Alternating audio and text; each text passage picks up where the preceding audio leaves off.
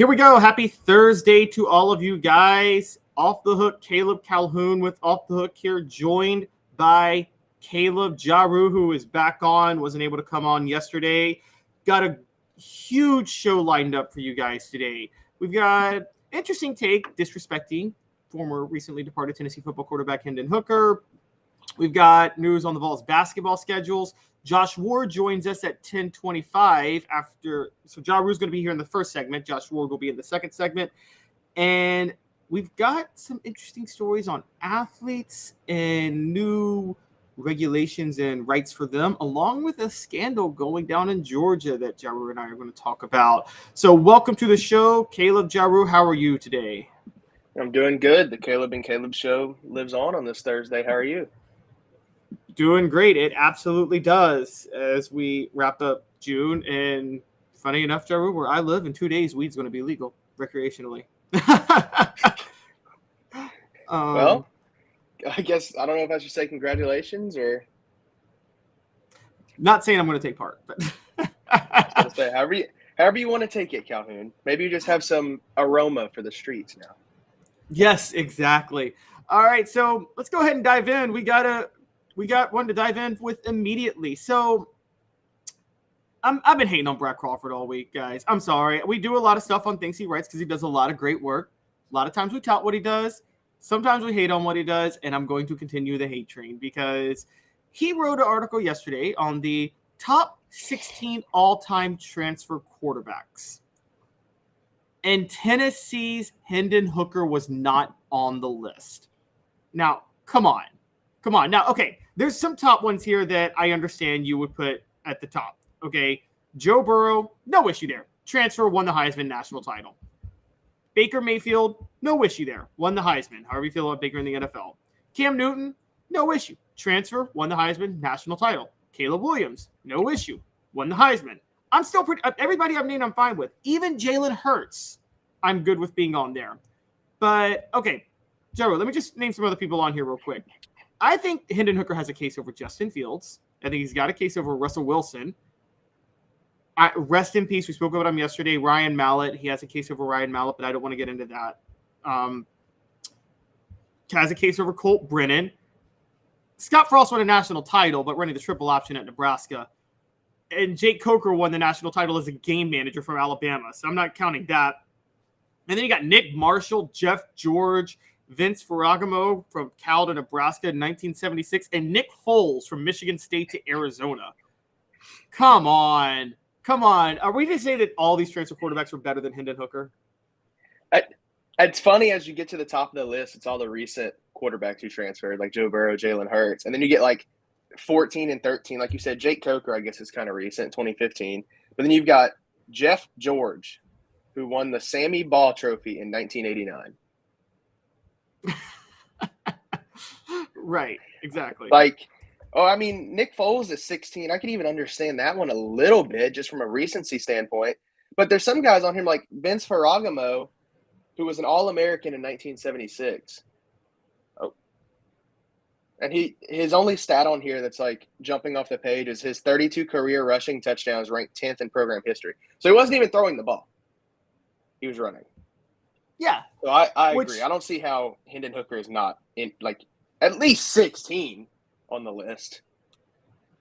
Right. I mean, let's just pull up Hendon Hooker's stats the last 2 years. I mean, we're talking about a guy who, I believe his first year he threw 31 touchdowns and 3 interceptions.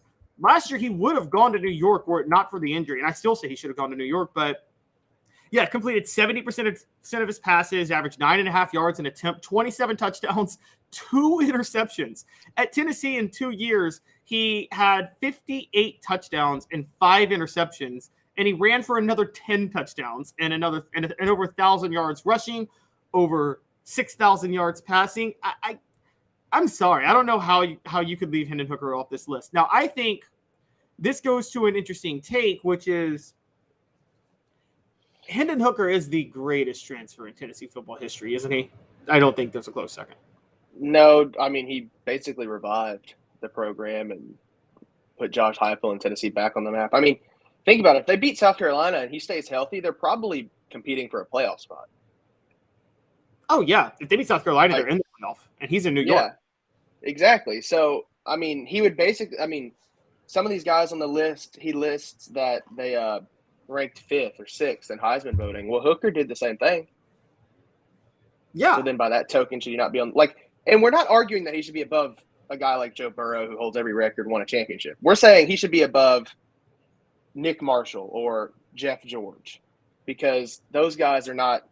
I mean, Jeff George has one sentence under his, and it's a future number 1 overall pick in the NFL. His 31 career touchdown passes with the Illinois ranked 10th all time in program history.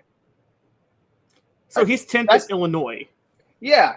So that's not something like to write home about. And it was, I agree. I think at least Hendon Hooker should be, I'd say he would probably fall. I would say 14th would be a good spot at least, just because he's super recent and you don't know how much impact he has on the program long term, which I think Joe Milton will just leverage off of what Hendon Hooker did and then Nico after him, and it'll just keep rolling.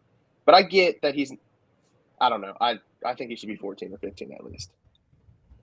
I agree. I'm right around that level too, 14th or 15th of best transfer quarterbacks of all time. And I'm going down the list now, and Hooker should have been an All-American. I think we both agree with that. He kind of got robbed of All-American honors.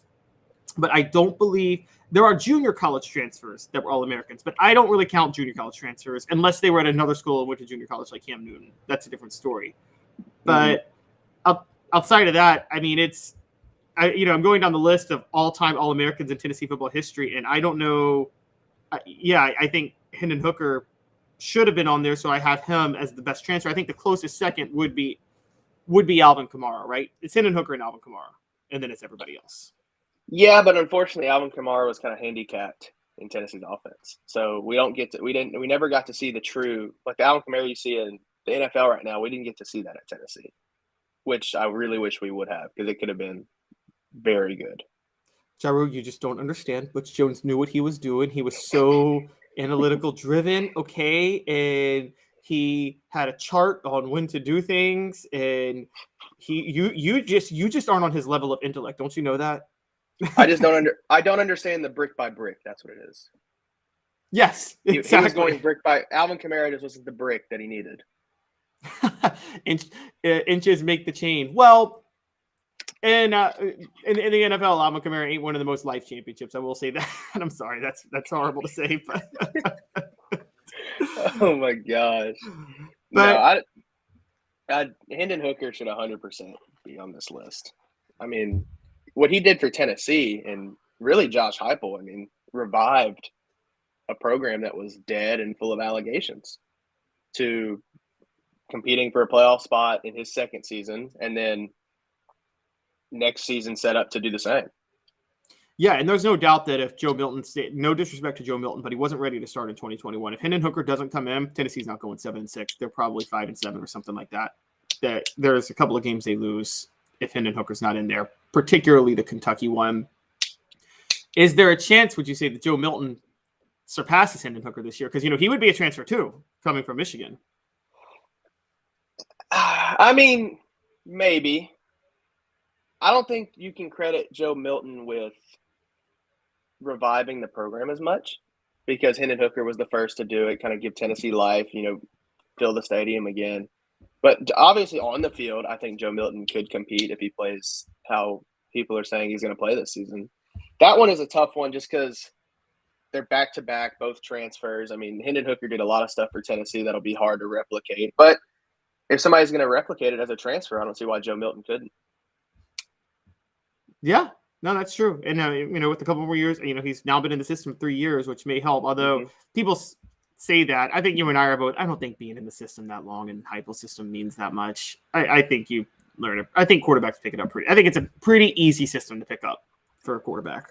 I wouldn't, I agree with you kind of. I would say, obviously, having a year or two in the system helps. 3, I think at that point it's kind of redundant.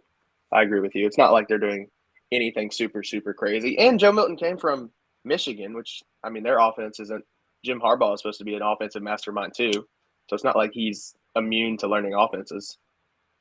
Right, exactly. Good morning to you, Rocky Top Tom. Travis says that Tennessee should have made it the playoff over Alabama. Well, yeah, if either one would have been in it, it should have been Tennessee. But I think they got the playoff, the top 4 right. Quite honestly, I made the case last year they should have just had a top 2, and it should have been Georgia versus Michigan because those were the only 2 teams. BCS would have worked. But about Cooter, yep, just what we were talking about. Could say Milton is the greatest at the end of the season. And yes, Rocket Top Tom, it is Caleb squared. It is. Fun fact, I am Caleb Calhoun, so my initials are also C squared. Some people used to call me that. Although my first name is actually John. So, Jerry, I don't know how well you know history, but John C. Calhoun was a really bad guy. My mom didn't know history. My mom and dad did not know history, named me that. I've trolled them about it since.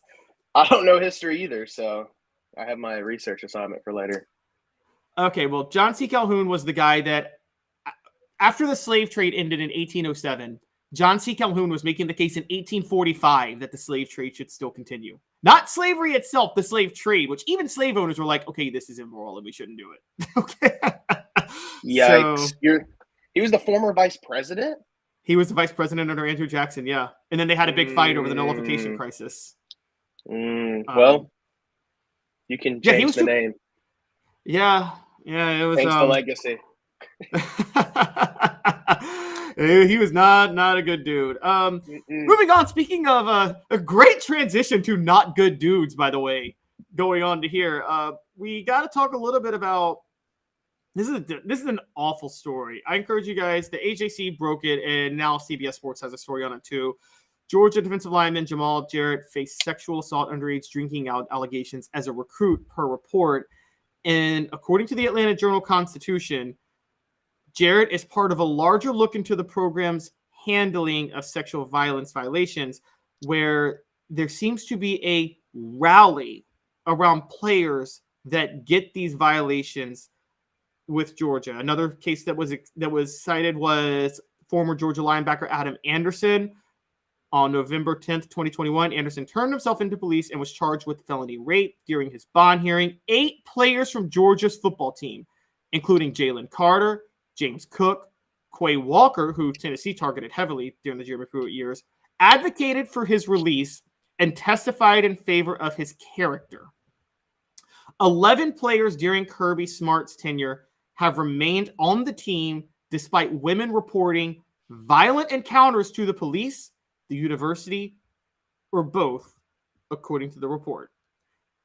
Real quick, dozens of players, according to the Journal, or to the AJC, have engaged in activities like excessive speed, straight racing, and driving under the influence. We've talked about those, but this is a different story. Jaru, this is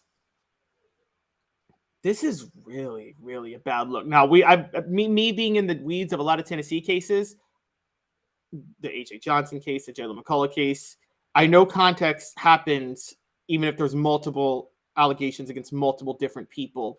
And so we have to be fair here. But if Georgia is just reflexively rallying to the support of players who are charged without evidence or facts, that's a big problem. This line made it even worse for me. It was like, because you talked about Adam Anderson and the players went to talk about his character at the trial.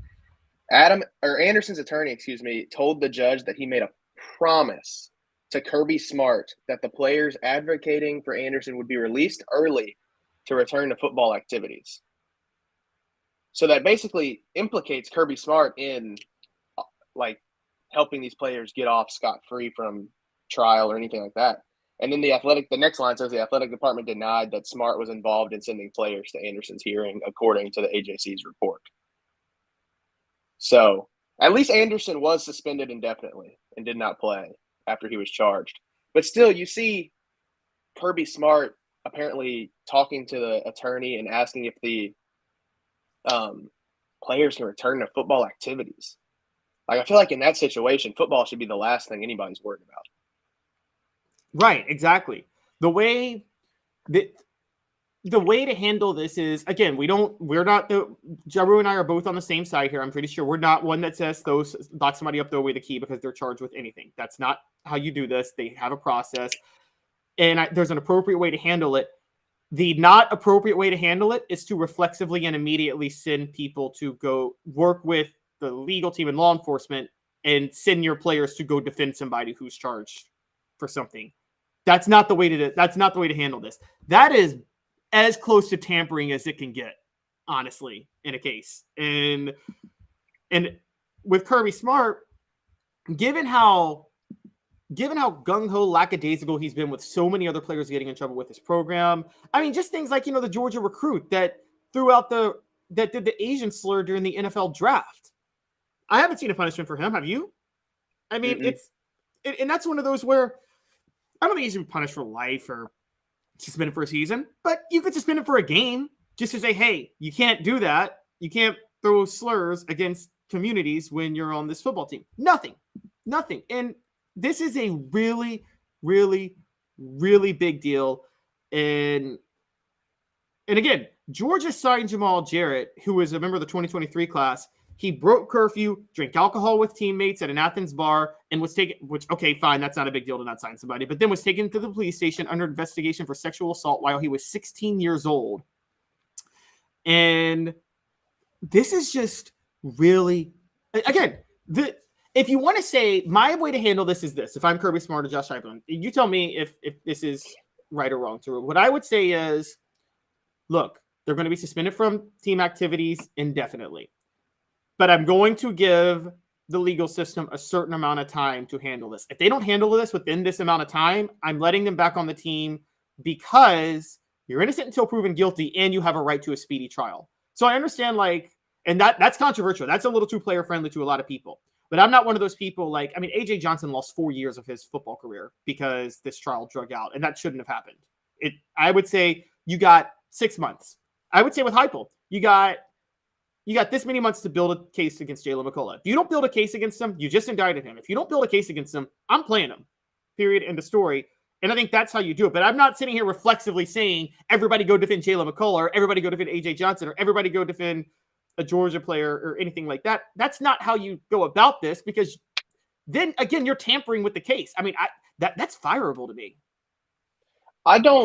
You keep bringing up Josh Heupel. I don't think we'll ever see anything of this magnitude happen at Tennessee when Josh Heupel's here and Danny White. It just doesn't seem like their mantra to try to do this. I mean, you even look at Jalen McCullough. He missed, I can't remember, 1 or 2 games, right? They waited until the university, who is his ruling body when he's at college, cleared him to play again. And even in his situation, obviously we don't know the context, but I say it's very hard to compare the Jalen McCullough situation and this situation in the same sentence. So, I mean, Jalen McCullough was defending his apartment. Like, a person came inside his home. That's very different from and that's very different from what these athletes, from my understanding, are committing at Georgia. And, I mean, the athletic department is liable in this too, because if Kirby Smart actually was talking to the attorney and sent the players to the trial, and the athletic department turns around and says Kirby Smart had no involvement, and this report comes out, I mean, the AJC is basically showing you that the athletic department is looking away from everything that's happening. I mean, it seems like once a week there's a player arrested for speeding, and you see a story about a Georgia player driving recklessly. That's program standards. It seems like if you have a program where they know the punishment, or like a Tennessee where the athletic department is well run now after years of turmoil, I don't think you'd ever see anything like this. Yeah. It's I agree. It's a very I know this covering Georgia. During the Mark Richt years, Georgia had the integrity model, and they had more integrity than any other program. And I think a lot of people at Georgia feel that cost them national titles. So I think when they hired Kirby Smart, they decided we're sick of integrity and let's just throw it to the window, which I get. Like, there is a healthy balance here. You don't have to be like Notre Dame, but you don't have to be Urban Meyer at Florida either. I mean, you can kind of strike a little bit of a balance. Yeah, I agree. I think there has to be a balance somewhere. The Notre Dame, Brian Kelly at Notre Dame, they were super strict. I mean, even academically, there's some stuff they did that probably cost them on the field. But, I mean, you have to have some control over your program in some way. Like you said, even if it's setting a timeline, like, hey, if this guy isn't charged in X amount of time, or you don't have enough case against him in X amount of time, then we're just going to play him because he doesn't have all day to sit or all his life to sit around and wait on this case. But it just seems like there's nothing. They don't even talk about it. Like, I haven't seen Kirby Smart or the athletic department besides to the AJC release a statement about any of these cases. I haven't either. Kirby Smart has not talked literally at all about the issues of discipline throughout the program, but we already talked about the lack of discipline. I mean, this is next level brazen. Usually it's a slow burn on a program that kind of culminates in a while. It's all one off season for Georgia. It's just happening out of the blue. So it's kind of crazy.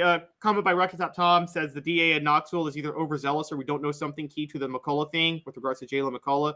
You don't indict as a DA unless you have a solid lock for conviction. Rocket Top Tom, I will tell you, the DA, I think you pronounce her first name Sharm P. Allen, is the same DA that indicted A.J. Johnson, and there was an acquittal, and literally spent 4 years bringing a case, and there was an acquittal within 30 minutes. So I think we can safely say overzealous as the right word. That would be the right assumption based on that case if you're looking at this case, although, again, we don't know all the details. But, yeah, based on the A.J. Johnson case, overzealous is probably the right word. So, Jaru, going to let you out here. I know you got some things you got to get to, but I'll just ask you real quick. Where does this end for Georgia? I mean, I assume you have to open either I don't think we can trust the NCAA to investigate anybody anymore. So I feel like you have to, and it can't be Georgia investigating themselves because they're obviously not very good at this, it seems. So I think you have to get an outside body of some sort, like an agency, to investigate Georgia and then come away and find out if it's the athletic department that's doing this or if it's rogue players. And then I don't know how long that takes. I don't know what'll be the end of it, but I don't see a way where they can just sweep this under the rug anymore because the AJC has found some pretty damning information and it doesn't seem like they're going to stop investigating anytime soon. Yep, I agree. Portions of the program brought to you by Craft Treats. CraftTreats.com is your home for the best pet treats in the world. They even have CBD-infused treats that can minimize your pet's digestive, arthritic, or anxiety issues. Go to CraftTreats.com. Jaru, thanks for doing this. You have a good rest of your day, and we will see you tomorrow. I'll see y'all tomorrow. Caleb and Caleb show. Yep, definitely. We'll be on. I got him all day tomorrow, guys, so he can't go anywhere. All right, guys.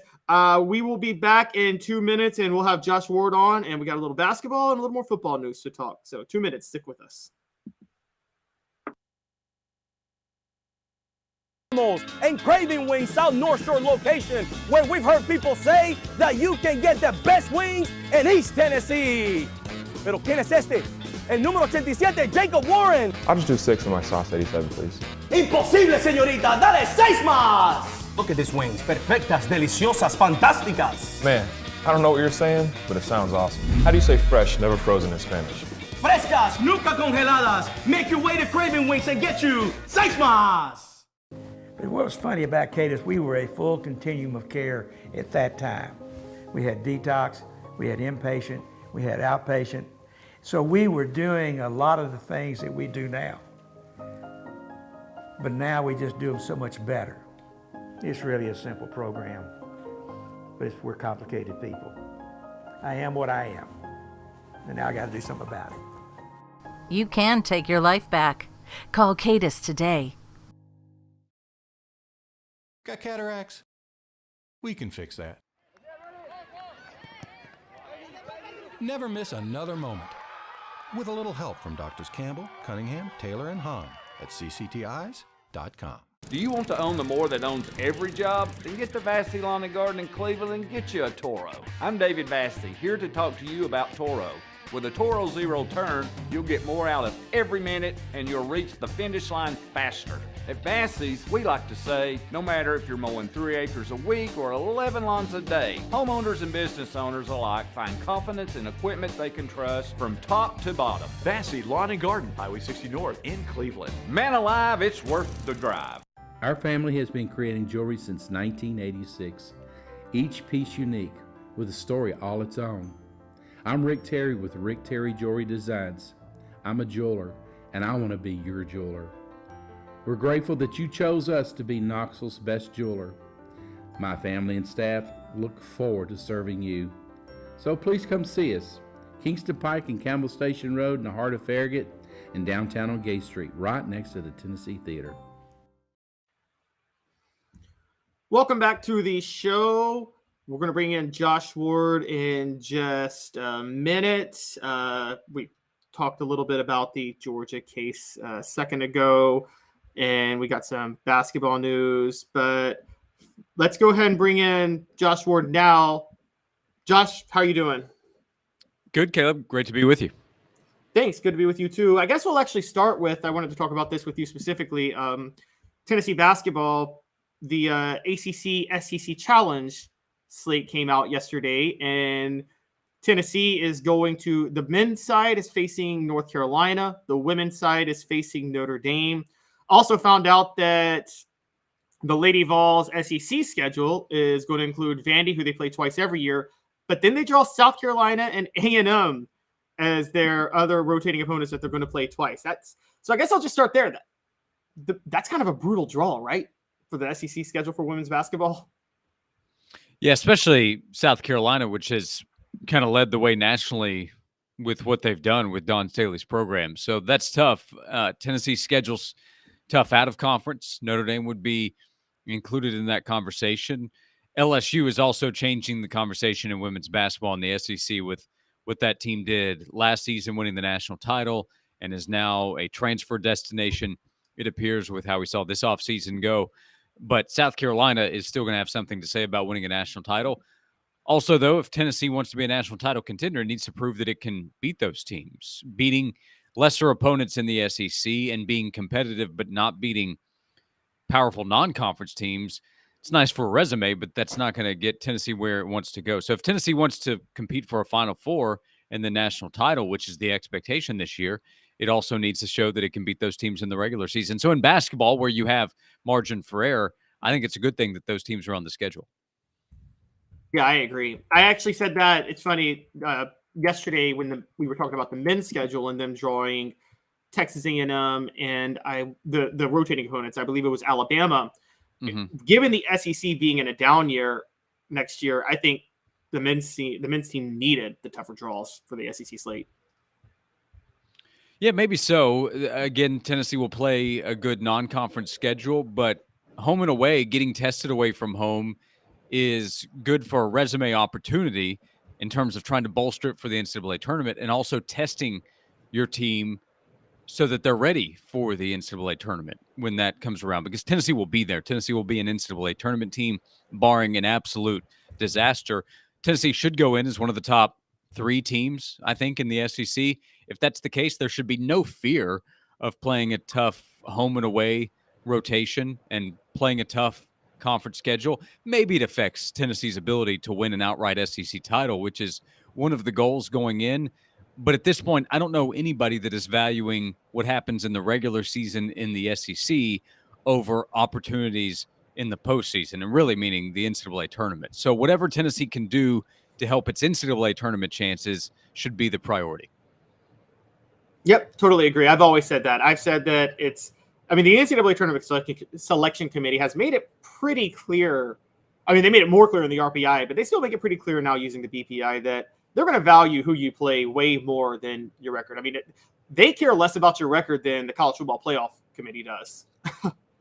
Yeah, it matters as a percentage of the overall conversation, but there's the record, there's the performance against those high-quality opponents that you face. Avoiding losses against bad teams will matter too, but do you play a tough schedule? Do you try in the non-conference slate? The conference schedule is not up to the teams. That's given to them, but who you're playing is still going to matter on the resume. And Rick Barnes arrived at Tennessee with his history, with what he has done over the course of his career, with the ability to get games on Tennessee's schedule that previous coaches could not get. This North Carolina matchup is an ACC-SEC challenge, but that's also a statement of where the program is. North Carolina is a huge draw. It's a major name, one of the biggest in college basketball, meaning that game is a big draw. They're not going to put Tennessee in that game if Tennessee is not worthy from a talent standpoint, how good the team will be, but also the brand of Tennessee basketball right now. It is a major one. So that's a compliment to Tennessee. Being in these games that Tennessee has played against North Carolina and Kansas and Gonzaga, East Coast to West Coast, Arizona the last couple of years, is a big deal. It helps Tennessee present its case to the NCAA tournament committee when it gets to the end of the season. Again, you need to win your fair share of those games, but playing those games is the first step in impressing the committee and getting your team ready. I'll stress that again. Getting your team ready for tournament play. The more of those opponents you play in the regular season, the better chance you have of being ready. And if you don't schedule, you will be punished for that as well. That's not an issue for Tennessee. It has been an issue for other schools. Yep. And just so people are aware, Tennessee visits Wisconsin this year. They now visit North Carolina. They host Illinois, and they also play NC State and San Antonio. Plus, you've got the Maui Invitational. The Maui Invitational is loaded. It's an incredible group of teams. So, yeah, Tennessee's schedule and Tennessee's schedule away from home, away from Knoxville. I know fans want to see some of these games at Thompson Bowling Arena. I do too. But playing these games away from home, sometimes in true road games or obviously in neutral environments, that will matter to the committee too. Oh, absolutely. And what a lot of fans, I think, need to understand about that too is that particularly, and I wanted to bring up going to North Carolina with the ACC-SEC Challenge, it's huge for recruiting to play these road games. I mean, this is why Memphis didn't want to do home and homes with Tennessee all the time, because they didn't want Tennessee to go to Memphis every other year and recruit Memphis talent. Now Tennessee gets to go into North Carolina to recruit basketball talent. They get to go to Texas to recruit talent. I mean, look, sorry, it's not as easy to recruit in Knoxville when you're hosting as it is in North Carolina or San Antonio for talent. So this is a huge deal to be able to go to these places to recruit. Yeah, Josh Pastner came on my radio show 10 or 12 years ago, somewhere in that range, when he was Memphis's coach early in that tenure, and said, I don't want to play Tennessee home and home. It doesn't benefit me. I know it's a good game, but them coming to Memphis and having a chance to win doesn't help my program. Going to Knoxville doesn't help my program, really. So he didn't value that. For Tennessee, there is real value in going to these games. And again, the ACC-SEC Challenge, you'll have home, you'll have away, just like you had Texas, home and away back-to-back years, which was really cool. That was great to see. So it's good for the game. It's great for the fans. And if Tennessee goes to Chapel Hill and wins, that's a big deal for the program. It can be good for the resume if we come back to just how it will affect Tennessee this upcoming season. But recruits know what Chapel Hill is all about. They know what the North Carolina brand is all about. Seeing Tennessee in that game, and if Tennessee wins that game, that's more for Tennessee to sell. Yep. And so what do you think of North Carolina, of them playing North Carolina in general? Because Hubert Davis's team, obviously, after a Final Four run, really underachieved last year. Do you think they'll be back this year, or do you think it's kind of a sliding program given that Roy Williams isn't there? Surely they're better than last year. And last year they were one of the most disappointing teams we've seen in a long time, from being a projected title winner and the top team ranked going in to not making it. So they'll be better, but I think Tennessee should be the better team. So that's a very winnable game for Tennessee. You never know in college basketball, especially going on the road. So there is that aspect to it. But this is one where Tennessee can kind of get value of beating the name, even though you might not beating a team that's as good as you are. Because Tennessee should be the better team, I think, going in the season. No, I agree. And Mr. Jones brings up a point that Tennessee beat Duke, and if they could beat North Carolina, it'd be big for recruiting. I mean, they already beat Duke this past year. They could theoretically in the same year beat Duke, North Carolina, and NC State and be it would remind me of, remember football 2003 when they beat Florida and Miami on the road and called themselves state champs of Florida that year? Yeah, because you know how much basketball matters there in that area, and it's the name brand value. And Tennessee has already really established itself, at least in the college basketball world, those who are paying attention, with Rick Barnes as the head coach. The brand itself from Tennessee just in general is a major one. The Power T is so recognizable. And as much as people like to joke or sometimes not joke about ESPN hating Tennessee, ESPN actually loves Tennessee because they know that people are going to watch if Tennessee's on, and that there is a draw with Tennessee, especially if Tennessee is good. Tennessee in football back at a high level is good for college football. And part of the reason that is said is because it's good for the people that are covering college football. The press box at Neyland Stadium was filled with national media members for the big games because it's a big deal when Tennessee is competing at a high level. And when Tennessee basketball is competing at a high level, is it the same as football? Is it the same as the following of, I mean, we could say Duke basketball, I guess, or Kansas? Maybe not, but the fan base is so big that it's going to hop on board, and that's already happened. And Thompson Bowling Arena ranks high every year in average attendance. And those games against Alabama last year and Texas and Kentucky, the crowds are fantastic because of the following and because of the support for Tennessee. So when Tennessee's playing in these games against Duke and North Carolina, that is attractive not only to the Tennessee fan base, but to everybody covering college basketball and when ESPN is covering. Yep, it's funny you say that. I've debated a lot of Tennessee fans who talk about the ESPN hate. I think it was there, but I think it's from the 90s. I don't think it exists anymore. I think they realized what they lost when Tennessee football fell off. And I think it had a lot to do with, I'm just going to be honest, I think ESPN and media members in general have a bias to programs whose coaches were good interviews. And Josh, you and I both know Fulmer was not the best interview. He was not an entertaining guy to do press conferences or do one-on-ones with. Yeah, I mean, there's the Heisman aspect, and I get that with what happened with Charles Woodson and the attention that was put on Michigan. Michigan was winning. I mean, they were a title contender, and that's another major program. So there's that aspect. But some of the names are known, some of them are not, people that work behind the scenes. There's so many UT grads that work for ESPN. So when it's brought up ESPN hates Tennessee, part of my question is, okay, who are you even talking about? Like the upper management of ESPN couldn't care less. They don't care about any of the teams. And then the people that are covering college sports, many of them have graduated from UT or they've been in Knoxville, worked in Knoxville covering Tennessee. So people outside Knoxville would make the opposite argument that there's a bias for Tennessee. It's really neither. It's just that if Tennessee's really good, they get great coverage and they get college game day to town. Like last year, ESPN came to Knoxville twice because they knew how big of a draw it was and how great of a show it would be. So a lot of people would have argued, hey, there's bias for Tennessee. It's not for or against. It's just if Tennessee's really good, they'll get a lot of positive coverage. When Tennessee wasn't so good, which unfortunately was too long of too long of a length of time, well, the coverage was pretty negative, and that was for obvious reason. Yep, this is actually something I kind of want to transition to because it's a good segue we got to. But thinking about this, it's funny you said that because Chris Fowler had a great point years ago, and it's, we talk about the bias for or against Tennessee or the SEC, and you're right. You go outside the South, everybody thinks that ESPN and everybody's biased in favor of the SEC, and Chris Fowler had a great point. Do you really, like, to people who think there's bias towards the SEC, do y'all really think that ESPN wants college football to be this regional? Of course they don't. They think it's way better for them if the Pac-12 and the Big Ten and the ACC and the Northeast are having teams competing for the national title. They would obviously much rather that happen where they could stretch their market value of covering college football than just be stuck in the South, wouldn't they?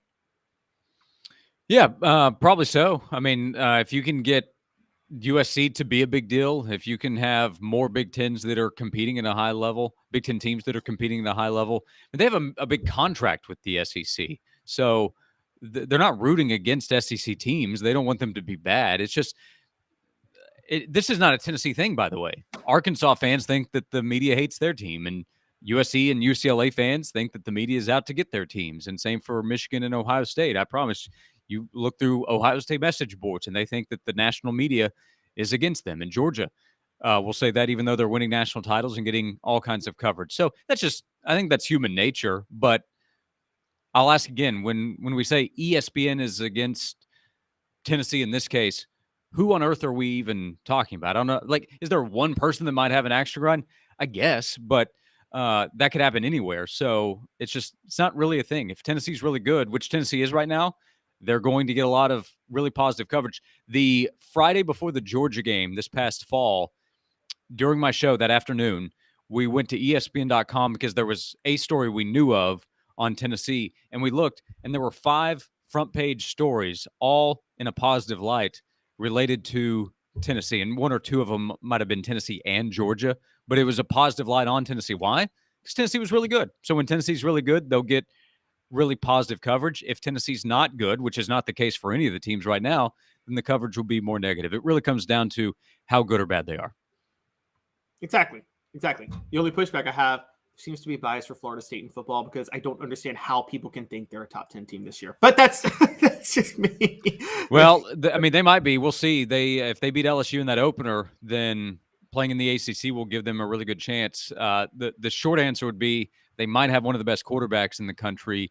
They have a guy that would have gone in the first round coming back as an edge rusher in Jared Verse, who chose Florida State over Tennessee. If Tennessee had him, talk about the conversation that would change with Tennessee's defense. So I don't know if Florida State's quote back, but they're one of those teams I'm most curious to see. That LSU Florida State game is going to be one of the best early games of the season. Josh, we have peer-to-peer betting coming with Zen Sports. I'm going to bring them up in a minute, but I will do a peer-to-peer bet with you right now if we could, which is I'm setting the line at 15, and I think LSU covers. I'm that high on LSU and that low on Florida State this year. Okay. I mean, maybe so. Last year, Florida State beat them in one of the wildest games where LSU almost came back and won, and that was a great game. So what was the number you just said? I set it at 15. I think it's a different LSU team. So I set the line at 15. Yeah. If you want to revisit close to game time, we can, but I'll take that line right now. All right, let's do it. We'll do this, Josh. Yeah. Okay. Portion of the program brought to you by Zen Sports. Zen Sports is the new sports book in Tennessee, revolutionizing the way you earn sports betting rewards. That means no more deposit bonuses that turn into deposit nightmares. On Zen Sports, what you see is what you get. And with their cash rewards program, you get a lot of cash. For a welcome bonus, earn an unlimited 5% cash back on your betting volume for your first 15 days when you sign up with the code HOOKED. That's HOOKED. That's right, unlimited 5% cash back. Keep betting and keep earning with up to 3% cash back on your betting volume every month after that. And refer friends to earn a percentage of their betting volume as cash rewards too. Zen Sports is bringing the cash back to Tennessee. So if you bet big on sports, you want to be betting on Zen Sports. Zen Sports, betting just got better. Josh, I want to dive in real quickly on an On3 national analyst recently says that for Tennessee to really prove that they're consistently back, they have to beat Alabama or Georgia this year. And they have to kind of make that a regular thing. They can't accept, which they did last year. They beat Alabama last year, but they can't accept losing to them, both of them, on a yearly basis. Would you agree with that? Both of them on an annual basis, yeah, that can't happen for Tennessee to be back because then Tennessee's not really competing for championships. I suppose they could go 10-2 and still be in the college football playoff, but then that becomes a huge ask to never slip up against anybody else if you're not good enough to beat Alabama or Georgia. So, on an annual basis, let's say over a 5-year period of time, Tennessee needs to have at least a few wins in those 10 games for sure. This upcoming season, I wouldn't say that. If Tennessee loses to Alabama and Georgia, as long as they continue to have success against the other opponents, then Tennessee can still be back. If they're winning, competing at a high level, blowing out some of the teams like they have, and recruiting at a high level, then that would tell me Tennessee has established its position as a top, let's say, 15 team in the country or program at current state. But over the next several years, yeah, Tennessee's going to need to beat Alabama. And I guess when the schedule is finally approved for whatever it's going to be in the future, we won't see Tennessee play Georgia every year, most likely. If they go to a 9-game schedule, it's every other year. But the point would be made that you need to beat those elite teams several times, and I would agree with that. Fans would agree with that, too. If Tennessee were to keep losing to them, no fan is in 3 or 4 years going to say, yeah, we're happy with where things are. Fans are going to be saying, why do we keep losing to the teams that we need to beat to get over the hump? Yeah, it's kind of like it goes back to the 90s when Tennessee was rolling. I mean, people forget how big that 98 Florida win was because there was the whole Tennessee had Peyton Manning, their top 5 every year. But the question just was, why can't we beat Florida to get over the hump? What are they doing that we're not? Basically, that's what they all call. You have your favorites to win it. And Florida at the time was the big boy you're trying to catch. They had a national title. They were winning SEC titles. And Florida had the winning streak against Tennessee. Right now, the big boys in college football from the SEC are Georgia and Alabama. And LSU's trying to establish itself as that again, and we'll have a chance this year. And Tennessee won there last year, but that's year one with Brian Kelly. The big picture would be Alabama and Georgia. They have set the bar for what everybody is trying to do. So if Tennessee can't beat them, either one of them again over the next few years, well, then Tennessee's below the bar of the standard that is set for best of the best football. So, yeah, Tennessee has to beat them to get over. At some point, you got to beat them, whether it's in the regular season or the playoff. At some point, you have to go through Alabama and or Georgia to win an SEC or national title. So J.D. Pickle of On3, his exact quote was, to make the statement that you're for real and that what you're doing is going to have some staying power based on what they did last year, you've got to either beat Alabama or Georgia this season. Do you think if they lose to both of those teams, there will start to be a concern that 2022 was a flash in the pan and not a sign of things to come? I'm sure some people will say that if that's the case. But if Tennessee is 9-3 or 10-2, with the 2 losses being to Alabama and Georgia, then most people will say, hey, that's a really good season for Tennessee. And if that's the case, recruiting is going to be just fine. Tennessee will sign a top 5 to top 10 class, I think, most likely. And the offense is going to be really good. They're not going 9-3 and 10-2 without a high-level offense. So most people, rational people, in my opinion, would say, okay, lost to Alabama and Georgia. There's more work to be done. But Tennessee is one of the top teams in the SEC. If those are competitive games and Tennessee falls, then nobody with the brain is going to say that Tennessee football has fallen back off and they don't have a shot against Alabama or Georgia. So part of it is how do the results come? What do they look like in those games? But if Tennessee wins at least 9 games this season, that will be 20 wins in 2 seasons for Tennessee. People who know what Tennessee has been through and know what it takes to win 9 or 10 games in the SEC will give Tennessee credit for being in that position. And then everybody will agree, okay, there's more work to be done if you want to get over the hump against Georgia, because at that point, you'll have to go back to you'd have to go back 8 years since Tennessee last beat Georgia. That's too long. So, yeah, people will say there's more work to be done, and they'll be right about that. Yeah, and particularly when I wonder if many people in Knoxville, and I actually see it this way too, see this year as somewhat of a transition year, because you got Hendon Hooker last year. You got Nico Iamaleava, who is probably going to be the starter in 2024. Mm-hmm. And no disrespect to Joe Milton, but kind of a transition year to stay afloat, keep this thing rolling, but probably not take it to the next level this year. Just make sure you don't fall from where you were. Kind of, you know what I would compare it to is, remember Clemson in 2014? They were between Taj Boyd and Deshaun Watson. And hopefully Joe Milton's better than Cole Stout was. But that 2014 year was kind of very clearly a transition year for Clemson, if you remember. Yeah, it's either that or maybe you would say Deshaun, you had Kelly Bryant, and then Trevor Lawrence. But Joe is planning to be better than as good as the best and better than the in-between guys. His upside is much higher than Kelly Bryant for sure. We'll see. That's the big question. I mean, if Joe is close to what his potential is, then the offense should be close to what it was last season. It's not just Joe. It's the offensive line. It's replacing Darnell Wright, which is a big ask. I have a bigger question that needs to be answered actually replacing Darnell than replacing Hendon.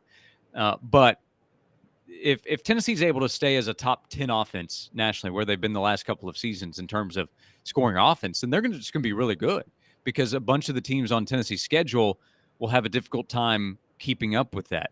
We'll find out when Tennessee goes to Gainesville how Joe and the offense handles a tough road environment where Florida knows we need to do whatever we can to stop or slow Tennessee's offense. Stop is too strong of a word, but slow and give our offense a chance, because they don't have Anthony Richardson. So the upside of Florida's offense, because of the quarterback position, is lower, in my opinion. So we'll get at least an idea there. And then over the next few weeks, we'll see with Joe Milton. But I promise Tennessee's internal expectation is we should be as good as last year. We should be better on talking about the offense. We should be better defensively, and we should have a chance to beat every team on the schedule, which the odds makers actually say.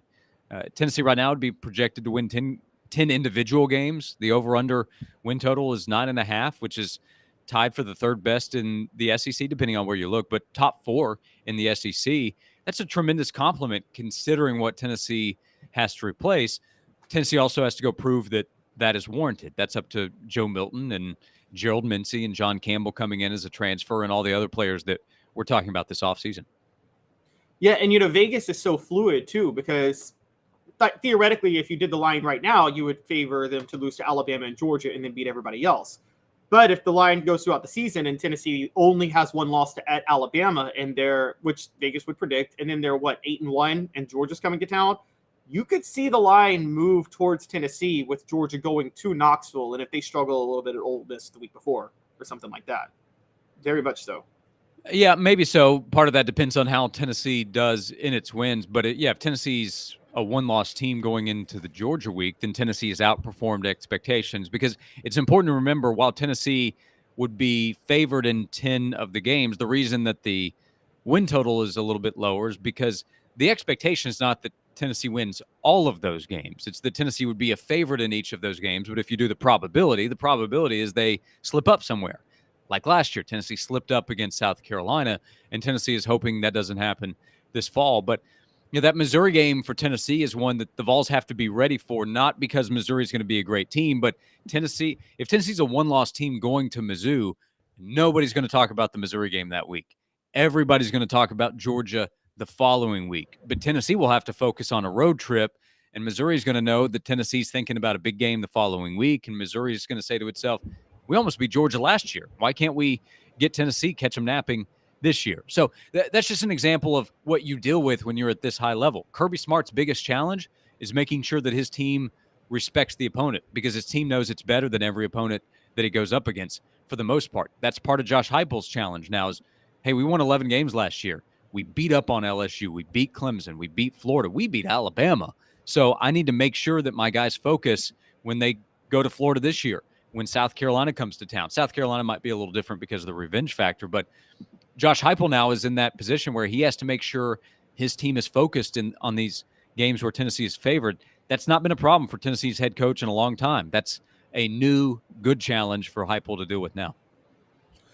Yeah, and just it's funny you brought up Missouri, because before I let you go, you and I both were in agreement that Kentucky is their biggest trap game by far. But a couple of websites I was reading recently both mentioned Missouri, and I never thought about it, but we bring up the point they got a new offensive coordinator in Kirby Moore, who they brought from Fresno State. And let's be honest, Missouri lost, 4 or 5 games last year that they easily could have won. I mean, they probably had the most heartbreak of it. They could easily have been 10-3 last year instead of 6-7 or whatever they were. So are we underrating Missouri or not paying attention to how dangerous they are as a football team this year? Some people are, because some people are probably laughing at us even discussing this. So that would be an example of underrating what Missouri is. I'm not saying Missouri is a top half of the league team. I'm not saying that at all. But again, South Carolina last year, they were coming off a horrible showing against Florida. And the talk that week was, this offense from South Carolina is embarrassing. They can't do anything. Then they put up 63. So that's a reminder of what you've seen does not exactly tell you what's going to happen next. And because of the placement of that game, like Caleb, a reason that we've talked about the Kentucky game being more challenging than most might expect is because of the placement on the schedule. You go to Lexington the week after going to Tuscaloosa, while Kentucky is off the week Tennessee's playing Alabama.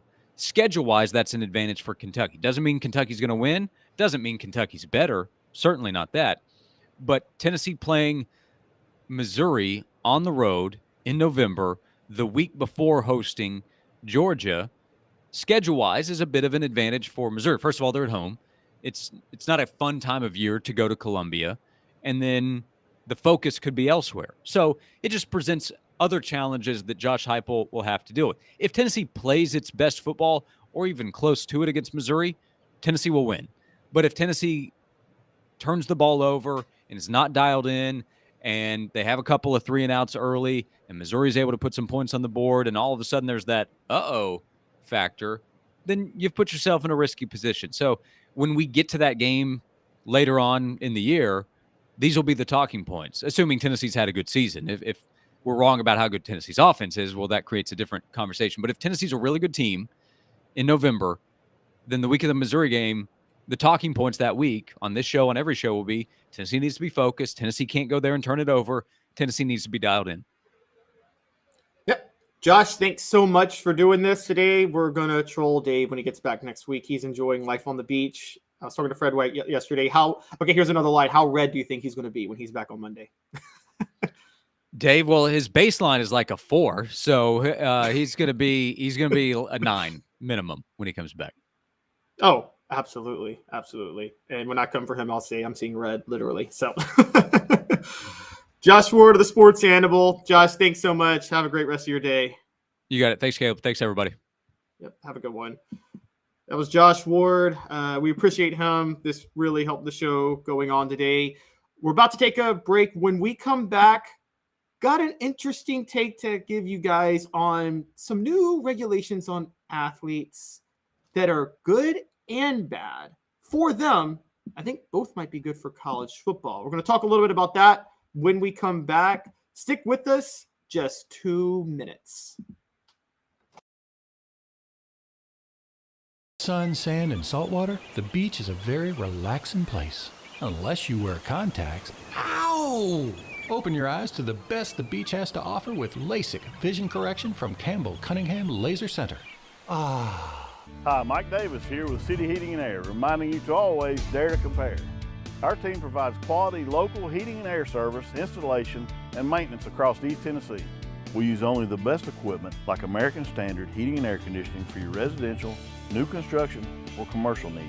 Honesty, dependability, and customer satisfaction have been the cornerstones of our business since 1961. City Heat and Air. Dare to compare.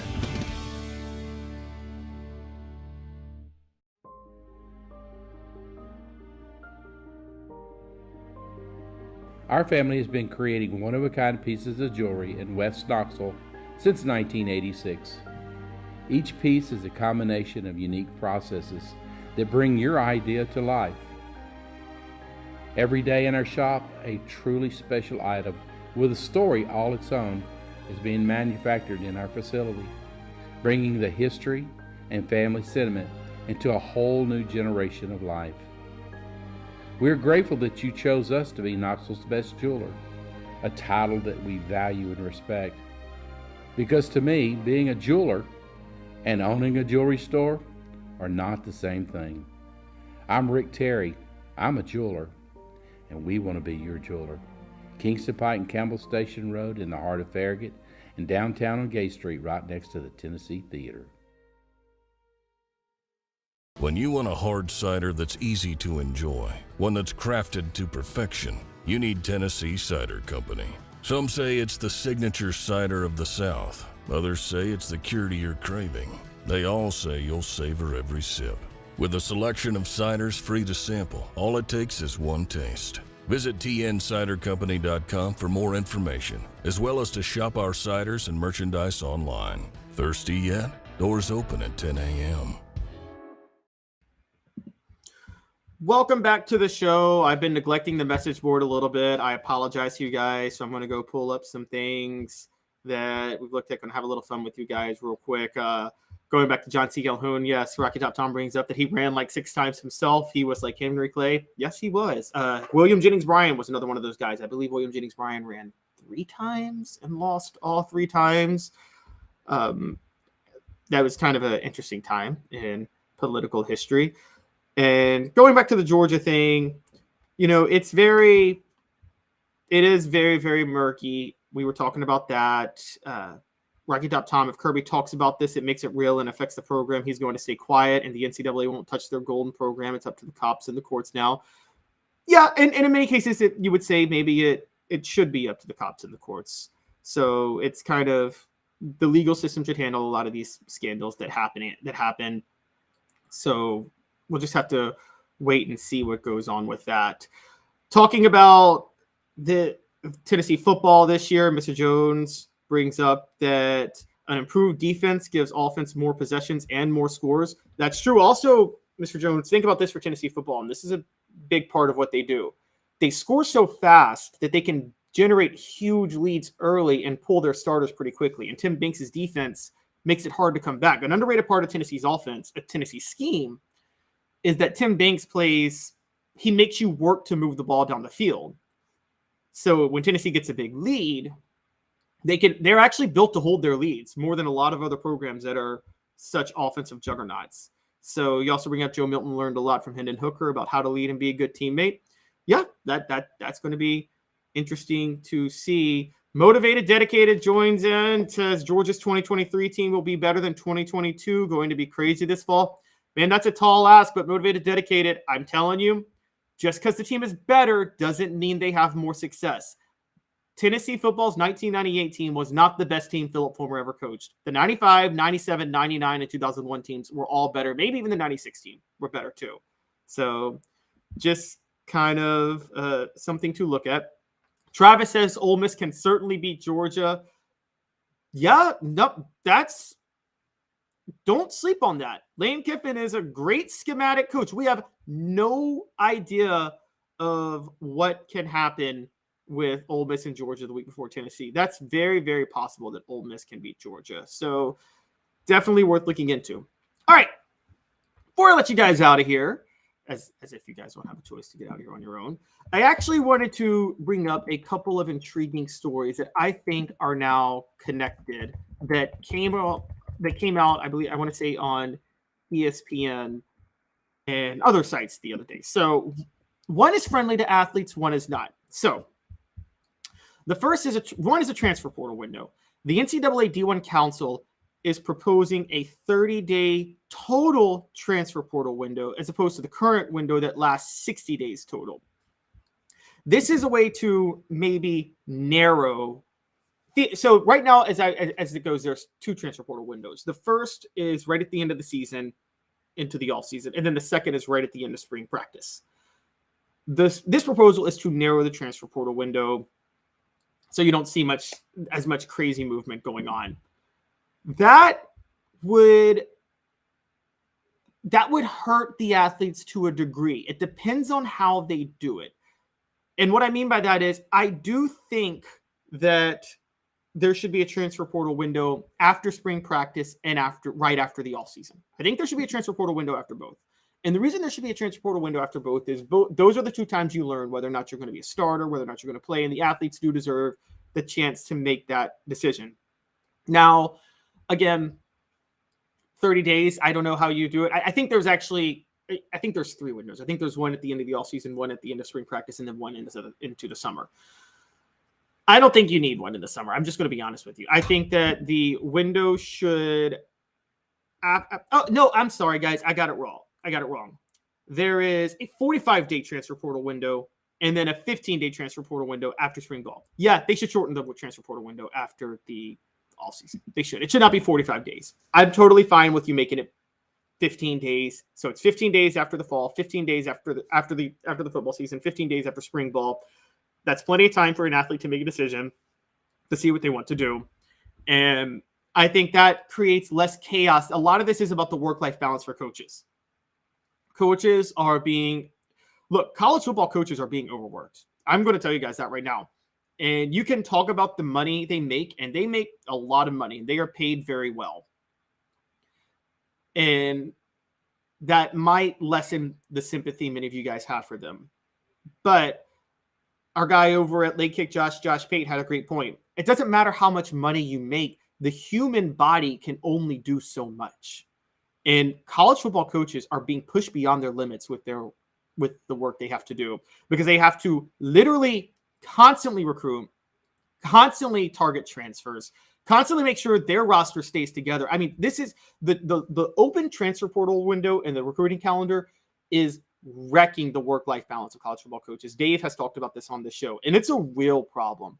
So I'm totally all for them shortening the transfer portal window. I'm for them shutting down recruitment during the season. And I know that's crazy. I think during the season, I think the only contacts you should have are scheduling official visits with recruits, quite honestly.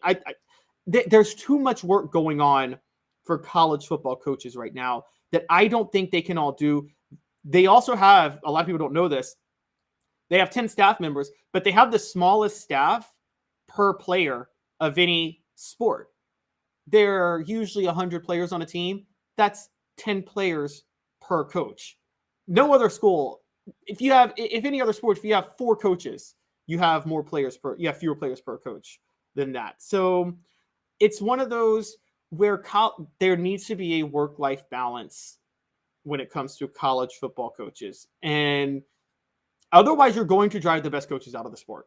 You just are. You are. There are coaches who want to coach college football that literally they physically can't do what they have to do to keep their program afloat. It's getting crazy right now. And again, look, there's 1,000 other people that have way more impossible situations with their regular lives than college football coaches. I get it. But this is something that needs to be addressed from the NCAA's perspective. Now, from the other side, there is a new law that says there's a new NLI program, new policy that says athletes can back out of their national letter of intents without penalties under certain circumstances. So, for those of you who know, there is a commitment and then there is a signing. And obviously, when you give a verbal commitment, you can back out and decommit all you want. But once you signed your NLI in it, and you can't back out of that.